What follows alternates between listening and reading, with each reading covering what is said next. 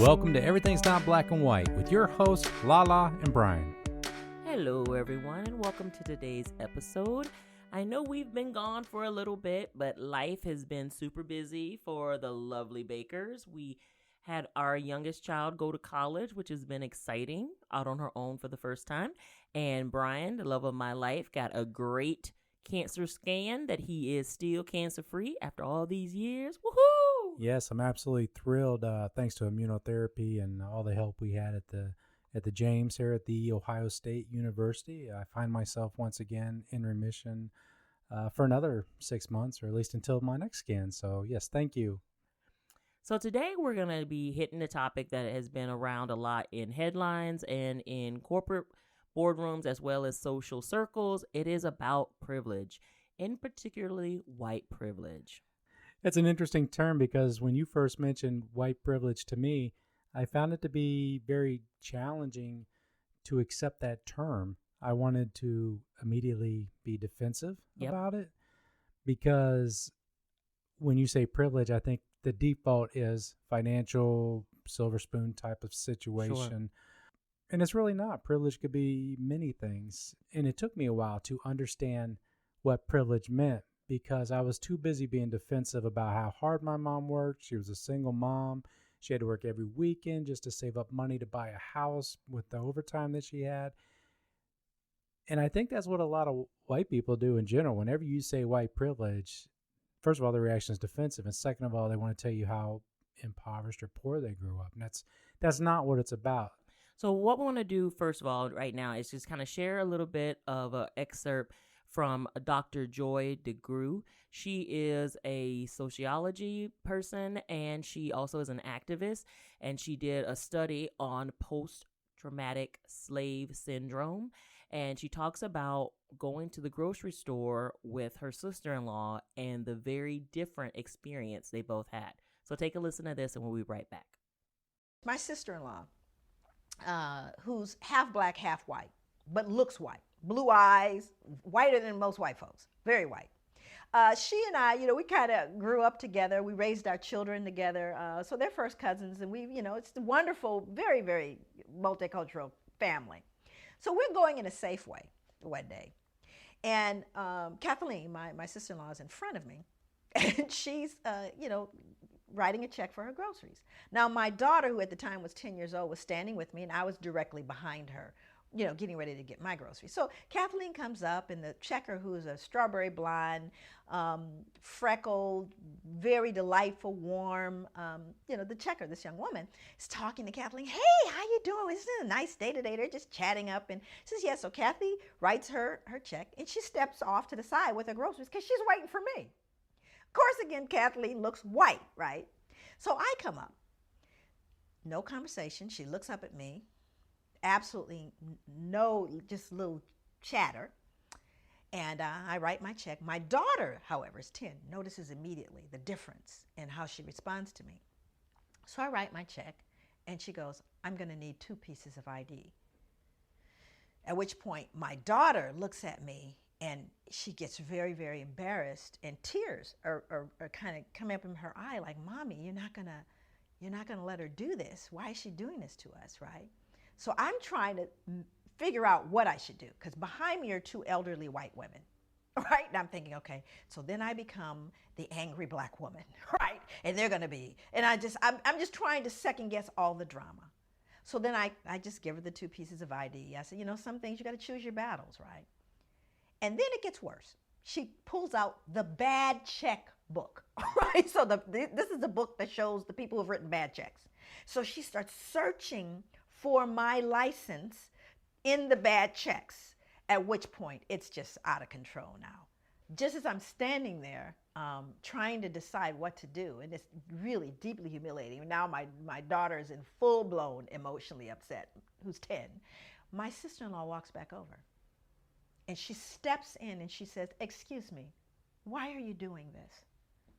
And the checker goes, well, what do you mean? She goes, why are you taking her through all of these changes? Why are you doing that? She goes, well, this is our policy. She goes, no, it's not your policy because you didn't do that with me. Oh, well, I know you've been, she goes, no, she's been here for years. I've only lived here for 3 months. And so at this point, the two white elderly ladies go, oh, I can't believe what this checker has done with this woman. And it's totally unacceptable. At which point, the manager walks over. So the manager walks over and says, is there a problem here? And then my sister-in-law again responds. She goes, yes, there is a problem here. Here is what happened. So you see, she used her white privilege. And even though Kathleen is half black and half white, she recognizes what that means. And she made the statement. She pointed out the injustice. And she, as a result of that one act, influenced everyone in that space. But what would have happened? I can't know for certain had the black woman said, this is unfair. Why are you doing this to me? Would it have had the same impact? But Kathleen knew that she walked through the world differently than I did. And she used her white privilege to educate and make right a situation that was wrong. That's what you can do every single day. And have you had an experience in your life like Joy had, where you went in and you kind of felt like all eyes were on you, whether it be at the register or just walking around the store? Because that's not something I've ever had to deal with. Is that something you've had to deal with? Yeah, there's been several times that I've been followed as a black person shopping in a department store, just to make sure that I guess I'm not stealing anything, which is still a very hurtful and embarrassing feeling to have people follow you around. And I actually had one time when there was something that happened with my debit card, and I was trying to buy my purchases, and the card kept declining. And in my head, I could feel my body getting hot because I figured people behind me who were all white were thinking I was trying to buy things and not had the and didn't have the money to pay for them, when I absolutely had the money to pay for it, but my debit card didn't work. It's so interesting, the perspectives, because I've had my debit card not work at times too, but my first thought is frustration with the banking system or their machine. It's never about who's around me or who's watching me or how does this look to other white people. That's the furthest thing from my mind. It's just frustration with the financial company. So that's got to be extremely challenging for you as a black person to have that kind of pressure put on you. Absolutely. And there's a gentleman behind me that offered to pay for my stuff, and I think it was only like $15 maybe or something. And I was like, no, thank you. And I literally had the cashier put everything back in the cart. I just walked out of the store because I did not want that to be the story, that he had to help me out because I was a poor black woman trying to buy stuff or on a bouncing, bank account. So that really bothered me. Yeah, and then the bank account wasn't bouncing. It was just something that was, your card wasn't working correctly. That's right. Yeah, it's unfortunate that happens, but it happens quite often. But the privilege is, for me, is that I don't worry about how that looks to other people around me, right, other than being frustrated with why my card's not working. Yeah, I tell you, another piece is just even in 2020, the number of firsts that black people have experienced. The first black person to be in this particular political office, the first black person to own this restaurant, the first black person to be the CEO of this company. It's like, thinking through all the times that we've been in this country. This country is how many years old?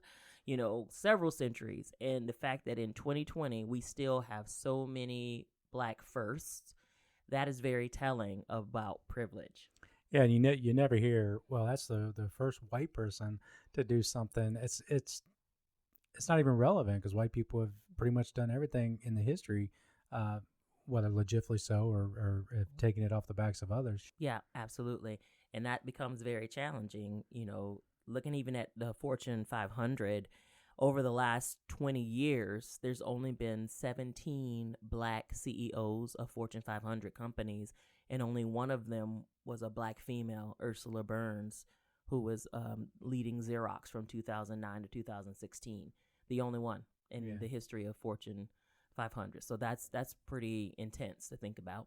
Another privilege I want to talk with you about is names. Yes. There was a recent study that said white applicants receive 55% more callbacks than black applicants and 31% more callbacks than Asian applicants when they did a blind study. What they did was they sent 19,000 fictitious resumes out, and they came up with these numbers by the responses from the potential employers that they got callbacks on. That's pretty significant difference if you have an ethnic name, whether black or Asian. How do you feel? Because I know you and I have talked about this before, about using your middle name, which sounds much more white, which is, if you don't mind me saying, No, it's fine. Bridget, Yeah. whether that would be an advantage to you to use that, if that opened up possibly more doors for you. Well, a lot of that comes from unconscious bias or implicit bias, which is, a topic that people are really talking about a lot, as well in corporate spaces. Unconscious bias or implicit bias, meaning that you as a person, through your experiences, through your studies, through your, socialization, through anything, you have certain ideas about people or about groups of people that may be unwarranted. However, it's become part of the social fabric, right? Yes. And so one of those things is names.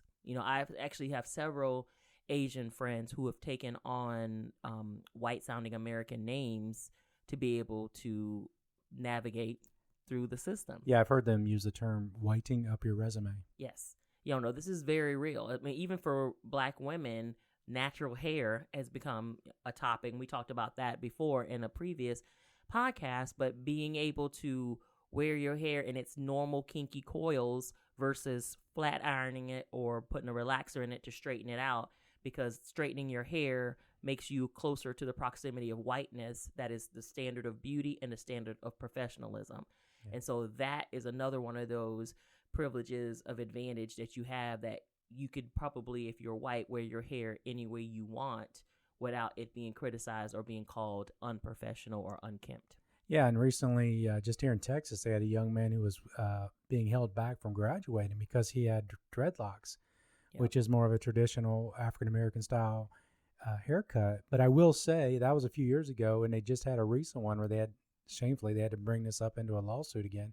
But the judge sided with the young Black kid and said the school didn't have the right to tell this kid to do that. Progress is slow, unfortunately. It's 2020, and we're still dealing with what Black people can wear on their hair.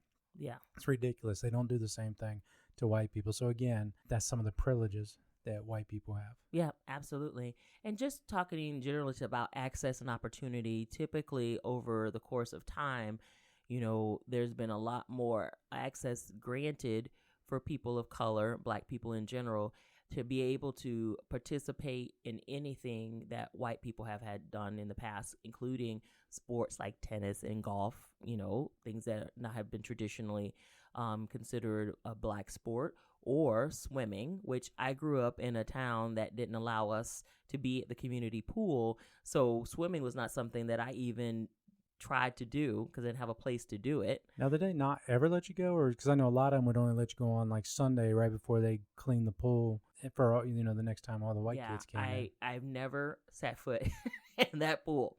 So I cannot tell you if there was ever a time that we could. My family, if they swam in a place called the Beaver Dam, which was part of a creek. Do you feel like a lot of times, because a lot of times the stereotype is that Black people can't swim, do you think that is a direct reflection upon the opportunity of growing up being able to swim? Because a lot of young Black people didn't have that opportunity. Absolutely. It was, again, about access. I think about, when we took our trip to the Bahamas, so those young men had the ocean, the beautiful ocean, to be able to swim in all the time, so they could learn to swim in the biggest pool in the world, right, in the Atlantic Ocean. Well, when you have access to that, you can learn those things. But if you grow landlocked like we did, like literally in the creek is where people learn to swim who were Black. And so I never learned to swim until I was in college. And so I took one semester of it, did somewhat decently, but then, now approaching 50, I'm still afraid of the water without a life jacket. So, well, then when we were in the Caribbean, so you were talking about those young men that were there, they were swimming all the time. You did make quite the scene, and one of those handsome young muscle-bound men jumped in and toted you around the ocean there for a while. I mean, yeah, that was nice. Yeah, that worked out in your benefit. I mean, sometimes not swimming is a good thing. So she has not swimming privilege right there. That was a pretty good privilege, yeah, for sure. I'd like to talk with you about another study I've seen. The Stanford University studied nearly 100 million traffic stops from, I think it was from like 2001 to 2017. And with that, they discovered that Black people were 20% more likely to get pulled over than white people. Yeah. How does it make you feel when you get pulled over? Because you've been pulled over a time or two, or in a situation where there's police around. Yep. How does that leave you inside? What's your first reaction? First reaction is typically fear. And just like, knowing that I got my hands on 10 and 2 on the steering wheel, talking to officers, smiling, trying to be as cordial and nice as possible because I don't want it to go sideways and I'm not be able to get in touch with somebody or tell somebody what's happening or somebody can witness it.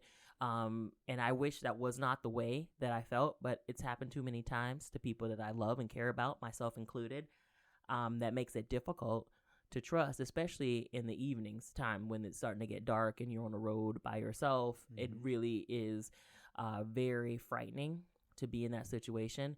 Even when I was in college, we had several cases of racial profiling by both our campus police and our city police. They were looking for a gentleman who was coming from Seattle. I went to college in Washington State, for those of you who don't know, who was coming to our small town. And he had a very specific description, like 6'3", lighter skinned, big afro. The police officers pulled over every single black man in a car, every single one. So that's short, tall, skinny, dark, it didn't matter. So this set the stage early on in your life to have that fear. Yes, absolutely. Ever since I was a little girl. Yeah. I think it's interesting because since we got together, one thing that I had to become aware of, because I've never had that challenge. I've actually gotten mouthy back at police officers before, and I don't recommend doing it. That's not the proper thing to do. But I didn't have any fear whatsoever other than this guy's going to give me a ticket, and I'm probably going to be mad the rest of the day because of it. But what I can say is that I've never had to worry about what was going to happen to me when a police officer pulls me over. But I do remember distinctly when we got together and we were having a conversation with our daughter about driving, because our daughter is black. We had that 10 and 2 conversation. We had that roll down your windows conversation because we have tinted windows in some of our cars. And I said, I don't care if it's cold out. Just make sure you roll down the windows, turn the heat up if you have to, but let that officer see your hands. And I didn't have that same conversation with my son who was white. Mm-hmm. Didn't even think about it. Yeah. And didn't worry about it. Yeah. But it was a different story with my black daughter. Yeah. And that was kind of eye-opening. And the sad part about all of that is that we don't want any preferential treatment as black people in America. We want to be treated with equity and equality. We've unfortunately been at a deficit of access and opportunities for a really long time. And that doesn't mean some people have not had opportunity, because one of my favorite things to hear is from people who want to challenge privilege. And they always say Tyler Perry and Oprah Winfrey, like they represent all black people. That's the one thing I noticed, that white people like me like to pull that one black person who's done something really well in their life, and that's what all black people should be able to achieve. Well, I hate to inform you, there were very wealthy black people even in the Jim Crow era. That doesn't mean that all the challenges go away. So that's right. It's not appropriate to do that or use it that way. That's right. And that's the thing, even if they have overcome and done some amazing things in life, that doesn't mean the road was easy and that it was just handed to them. They really had to go through challenges and probably still go through challenges every day to try to figure out how to show up in the world and be accepted in the world for all what they bring to the table. Well, you still see it today in comment sections. If Oprah does something or LeBron James does something, the white people come out and they're very critical. I've seen comments where LeBron has been told, just dribble the ball, and Oprah's been told, why do you care so much about Breonna? You don't care about anybody else has gotten murdered or this police officer got murdered. It's like there's so much more criticism when a black person does something than if a white person does something. Yep, absolutely. So, when it comes to privilege and unconscious bias and even the microaggressions that people experience every day, what I'm hoping for is that there is this social, global justice and revolution happening right now that I hope is the real path forward.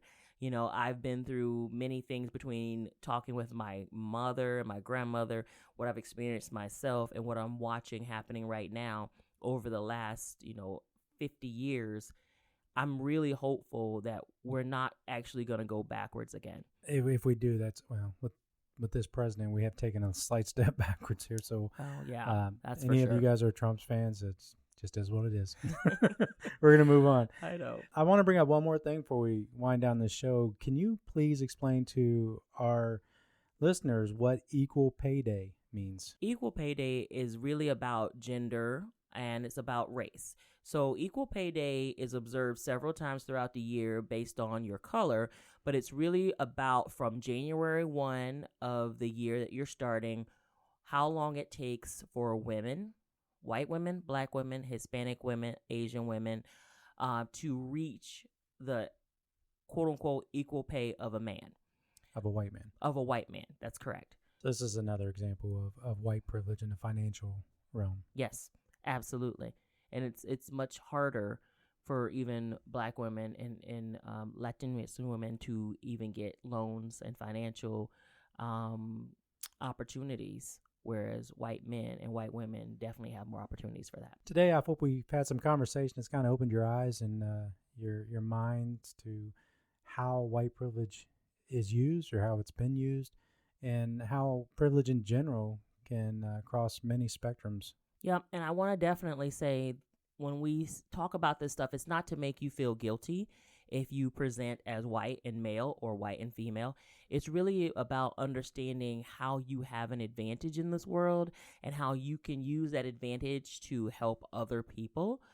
So if there's things that you feel like you have had privilege to do, think about how you can lift someone else up. Think about how you can take that skill and experience to empower someone else to have a great experience in life. So you can use that, not as guilt, but as power. It's been an interesting journey for me, for sure, and I'm sure a lot of white people are just starting to get on that journey.